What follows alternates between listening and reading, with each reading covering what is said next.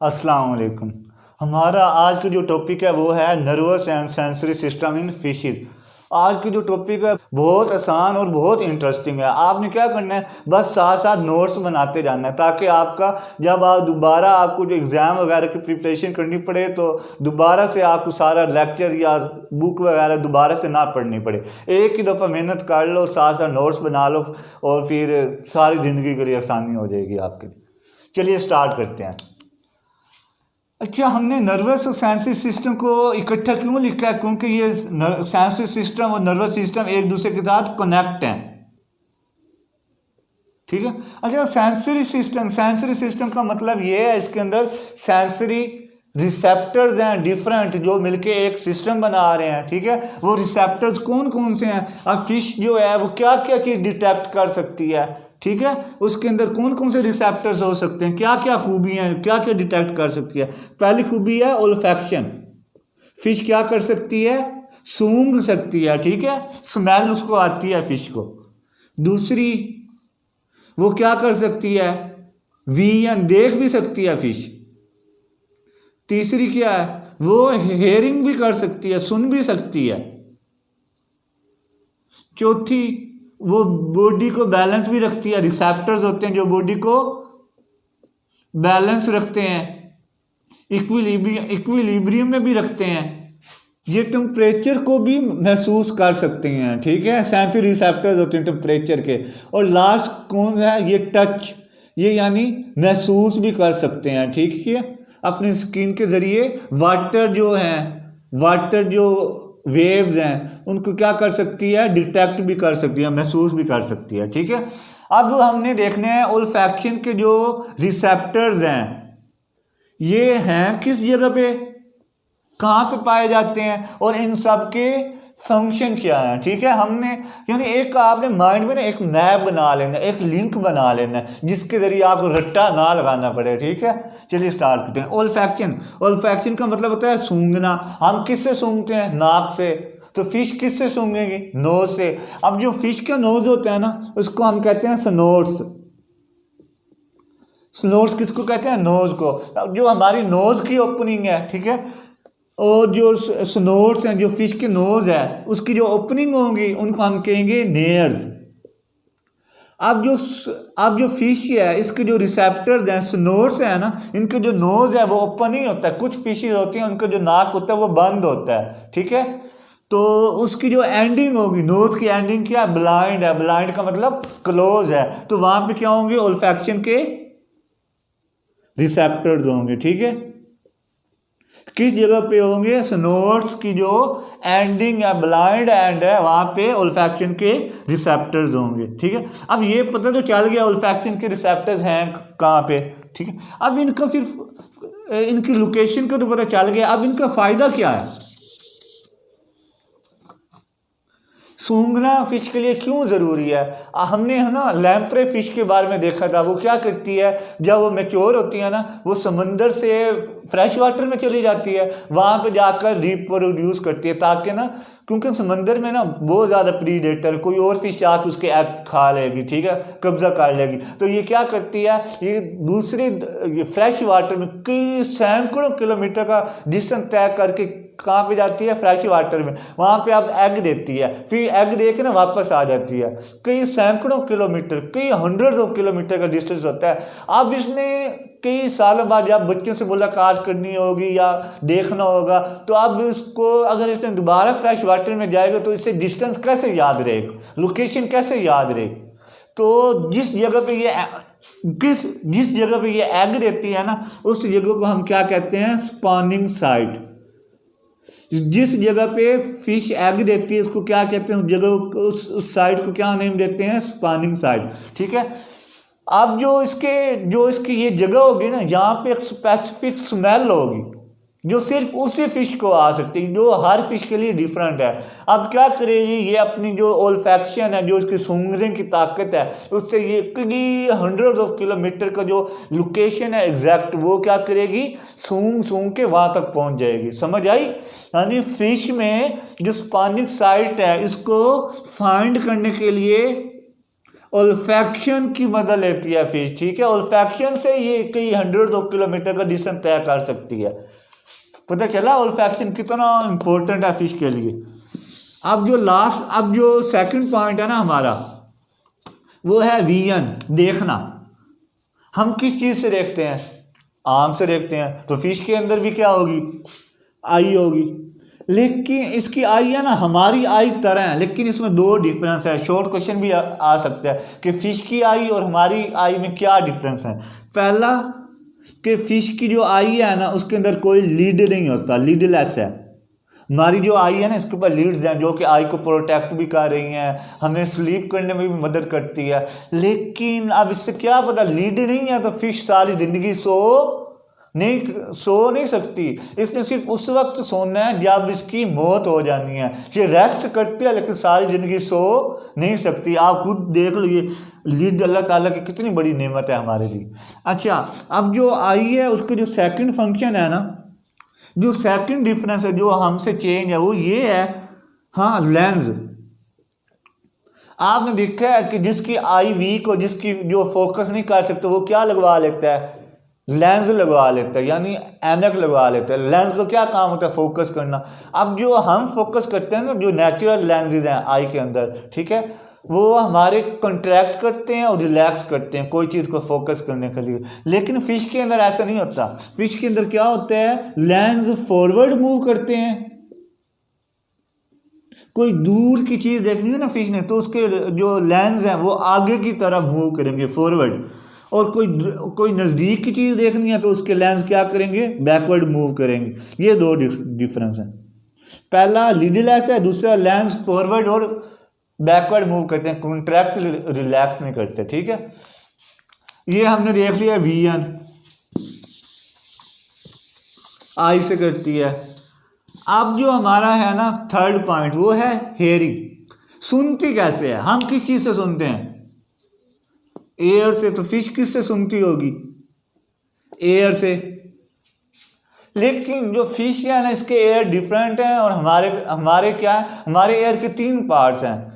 External air है, middle air है और उसके अंदर इनर एयर है जो ब्रेन के साथ कनेक्ट होता है। लेकिन जो फिश है उसके अंदर जस्ट इनर एयर है,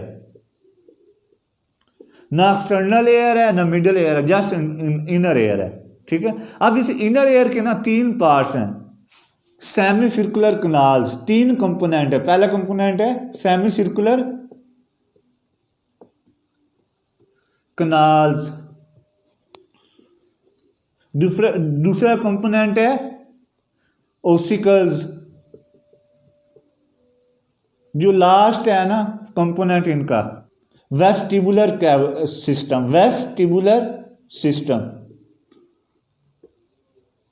अब ये हैं क्या चीज़ और इनका फंक्शन क्या है और ये क्यों है, इन कंपोनेंट का क्या फ़ायदा है? जो सेमी सर्कुलर कनाल है ना, ये हमारे एयर में भी होते हैं। इनके अंदर लिक्विड होता है जो कि हमारी बॉडी को बैलेंस रखता है, ठीक है। तो अगर हम ना ऐसे सर कर लें ना, टेढ़ा सर कर ले, कभी भी सीधा नहीं भाग सकते, क्योंकि ना जो लिक्विड होगा सेमी सर्कुलर कनाल वो एक जगह पे आ जाएगा और बॉडी बैलेंस नहीं रह सकती। यानी सेमी सर्कुलर कनाल हमारे अंदर क्या फंक्शन है? हमारी बॉडी को सीधा स्ट्रेट रखना और बैलेंस रखना। लेकिन जो फिश है ना उसके अंदर सेमी सर्कुलर कनाल का ये काम नहीं है। इधर इनको जो काम है ना वो जस्ट ये है कि इन्होंने जो फिश की रोटेशनल मोशन है उसको कंट्रोल करना, उसको डिटेक्ट करना, ठीक है। आपने देखा होगा डॉल्फिन है जो सर्कस वगैरह पे जाते हैं, या टीवी पे देखा होगा या इंटरनेट पे देख लेना। फिश क्या करती है? डॉल्फिन वो ऐसे समंदर की सरफेस पे, दरिया की सरफेस पे क्या करती है? छलांग लगाती है और गोल गोल घूमती है, यानी रोटेट करती है। वो जो रोटेशन होती है ना वो कौन कंट्रोल करती है? सेमी सर्कुलर कनाल। अब क्वेश्चन ये होता है, सर हमारे अंदर जो बैलेंस है, बॉडी को इक्विलिब्रियम में जो रख रहे हैं वो सेमी सर्कुलर कनाल हैं, तो फिश में कौन सी चीज़ है जो बॉडी को बैलेंस करती है? वो चीज़ है वेस्टिबुलर सिस्टम। अच्छा, मिलर हार्ले में ना जो वेस्टिबुलर सिस्टम, ये नेम नहीं दिया गया, या ये कहा गया है सेंसरी पैचेज होते हैं। क्या कहा गया? सेंसरी पैचेज होते हैं। नेम नहीं बताया हुआ कि उनका नेम क्या है। वेस्टिबुलर सिस्टम नेम है। इसका क्या काम है? इसने फिश की बॉडी को बैलेंस में रखना है और इक्विलिब्रियम में रखना है, जस्ट बैलेंस और इक्विलिब्रियम में इन्वॉल्व होते हैं, ठीक है। अब जो हमारा लास्ट है ना, सबसे मेजर, जो जिसका सबसे मेन है, और अब आपको पता चलेगा नर्वस सिस्टम और सेंसरी सिस्टम किस तरह एक दूसरे से कनेक्ट है। अब जो हमारा लास्ट है ना पॉइंट, वो है ओसिकल।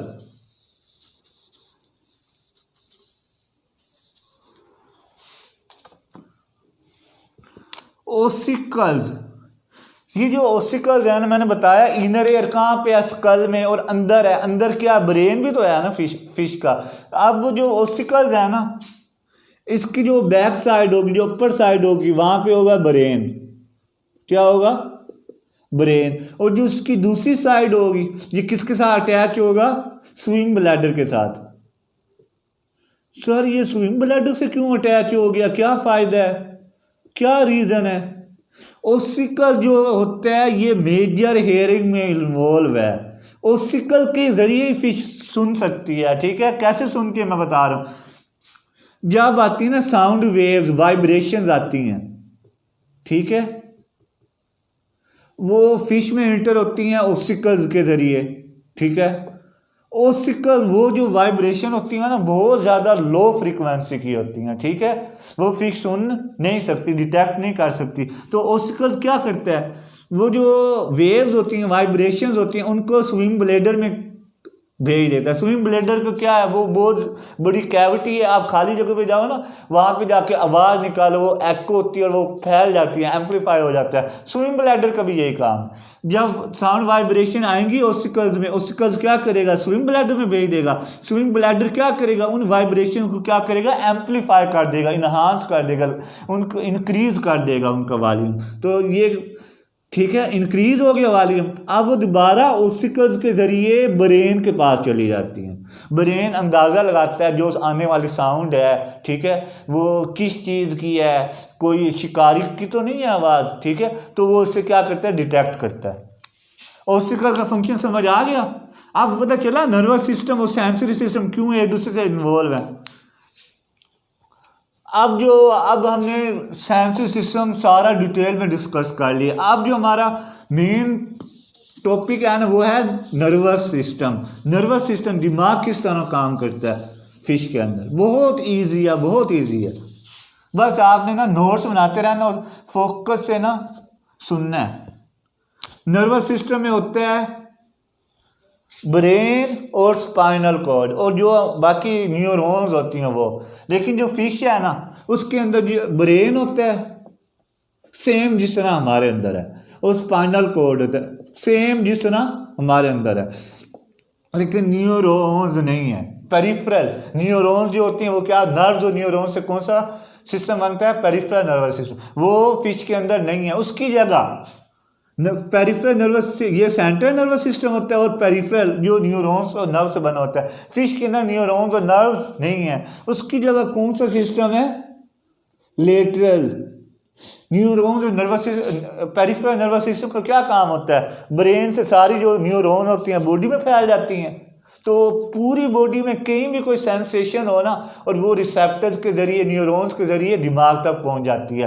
तो सेम काम जो पेरिफेरल नर्वस सिस्टम हमारे अंदर करता है, फिश के अंदर वो काम कौन करता है, lateral line, lateral line system. Lateral मैंने बताया था, जो बॉडी होती है ना, उसकी जो साइड, जो ये साइड होती है, साइड, दोनों साइडें, इसको हम कहते हैं लैटरल। एंटीरियर कौन सी होती है, ऊपर, पोस्टीरियर नीचे, वेंट्रल पेट वाली जगह, डोर्सल बैक साइड वाली, यानी लैटरल कौन सी होगी, ये फिश है ना, फिश, ठीक है।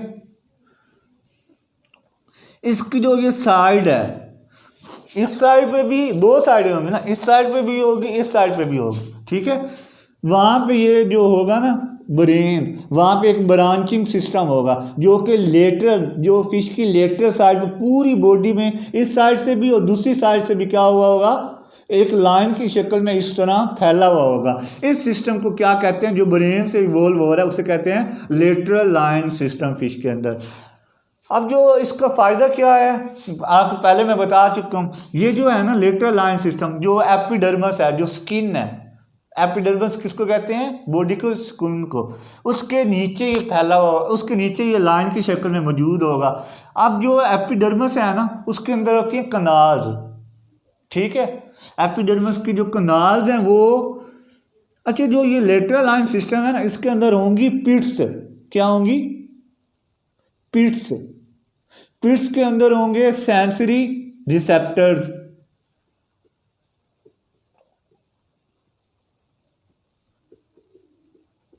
ठीक है।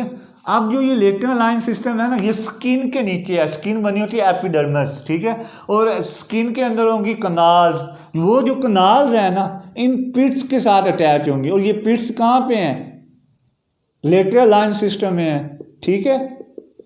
पिट्स किससे अटैच होंगी, कनाल्स ऑफ स्किन यानी एपिडर्मिस, ठीक है।